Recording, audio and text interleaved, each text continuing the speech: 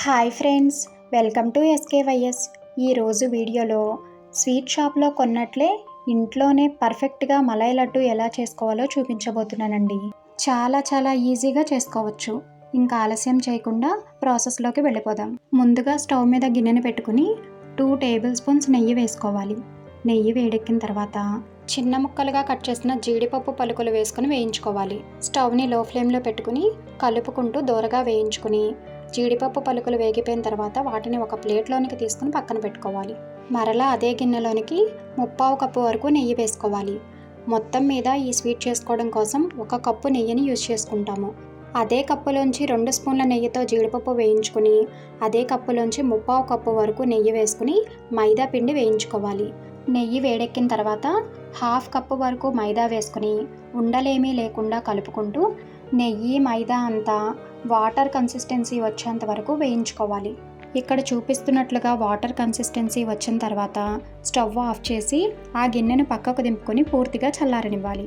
ఇది చల్లారేలోపు మిక్సీ గిన్నెలోనికి పంచదార వేసుకుని 2 యాలకులు కూడా వేసుకుని పౌడర్ చేసుకుని పక్కన పెట్టుకోవాలి. నెయ్యిలో వేయించుకున్న మైదా పూర్తిగా చల్లారిపోయిన తర్వాత ఏ కప్పుతో అయితే నెయ్యి మైదా తీసుకున్నామో అదే కప్పుతో 1 కప్పు మిల్క్ పౌడర్ ఆ మైదాలో వేసుకోవాలి. మిల్క్ పౌడర్ వేసేసుకున్న తర్వాత అదే కప్పుతో 1 కప్పు వరకు పంచదార పొడిని వేసుకోవాలి. తర్వాత దానిలోనికి వేయించుకున్న జీడిపప్పు పలుకులు కూడా వేసుకుని ఒక్కసారి బాగా కలుపుకోవాలి. గరిటెతో అంతా కలిసేలాగా ఒకసారి బాగా కలుపుకొని తర్వాత చేత్తో అంతా బాగా కలిసేలాగా కలుపుకొని లడ్డు చుట్టుకోవడానికి వీలుగా వస్తుందో లేదో చెక్ చేసుకోవాలి. లడ్డు చుట్టుకుని చెక్ చేసుకున్నట్లయితే పొడి పొడిగా అనిపించినట్లయితే మరొక 2 స్పూన్ల నెయ్యిని వేసుకుని ఒక్కసారి బాగా కలుపుకోవాలి. ఇక్కడ మరొక 2 స్పూన్ల నెయ్యి వేసుకుని కలుపుకుంటున్నాను.